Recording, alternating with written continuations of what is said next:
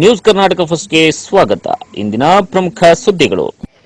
ನಮಸ್ತೆ, ನ್ಯೂಸ್ ಕರ್ನಾಟಕ ಒಂದು ಚಾನೆಲ್ಗೆ ಸ್ವಾಗತ. ನಾನು ಅಪೂರ್ವ ರಾಘವೇಂದ್ರ. ಈ ದಿನದ ದೇವನಹಳ್ಳಿ ತಾಲೂಕಿನ ಜಾಲಿಗೆ ಗ್ರಾಮ ಪಂಚಾಯಿತಿ ನ್ಯೂಸ್.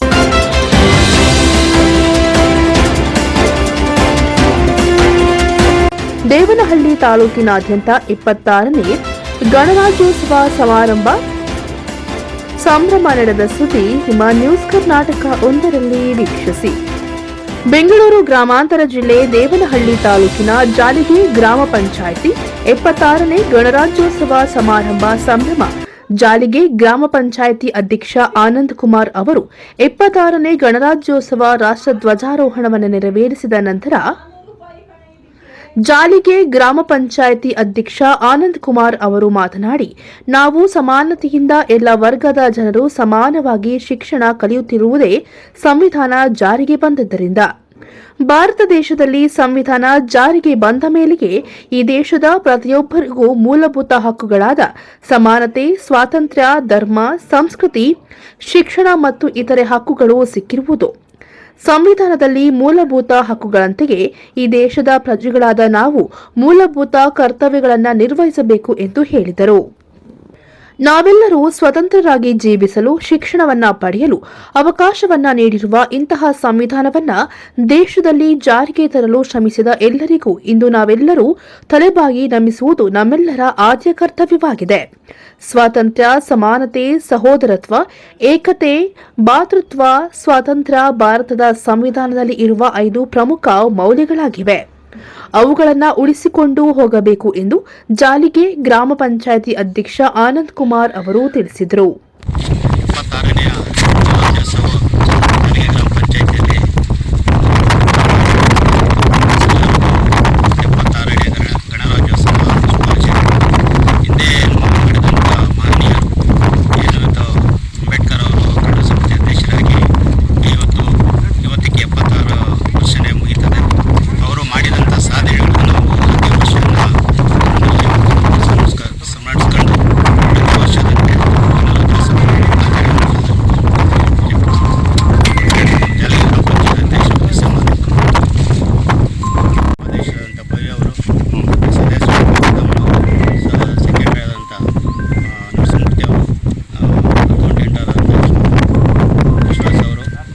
ಎಲ್ಲ ಸಿಬ್ಬಂದಿ ವರ್ಗಗಳು ಕಾರ್ಯಕ್ರಮದಲ್ಲಿ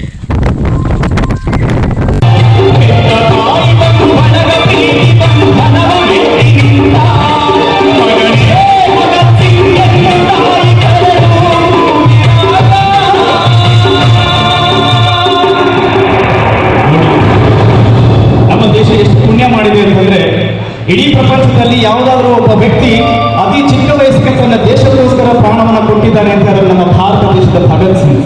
ಒಂದ್ಸಲಿ ಜೋರಾದ ಚಪ್ಪಾಳೆ ಹಾಕೋಣ. ಇಂಥ ಮಹಾತ್ಮರು ಹುಟ್ಟಿದ ಹಾಗೆಲ್ಲ. ಆದ್ರೆ ಎಂಥ ದೇಶಭಕ್ತನ ತಾಯಿಗೂ ಕೂಡ ಆ ತಾಯಿಗೆ ಅವನ ಮಗುವಾಗಿರ್ತಾನೆ, ಕರುಣ ಬಳ್ಳಿಯಾಗಿರುತ್ತೆ.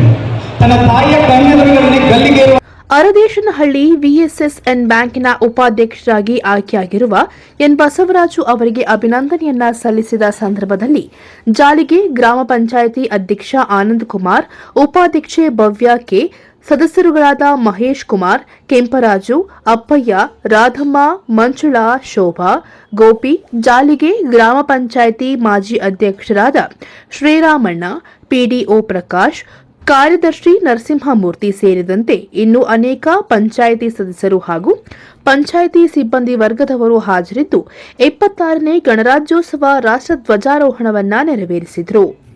ನ್ಯೂಸ್ ಕರ್ನಾಟಕ ಒಂದು ಸಂಪಾದಕ, ಬೆಂಗಳೂರು ಗ್ರಾಮಾಂತರ ಜಿಲ್ಲಾ ವರದಿ ಸೀತಾರಾಮ್.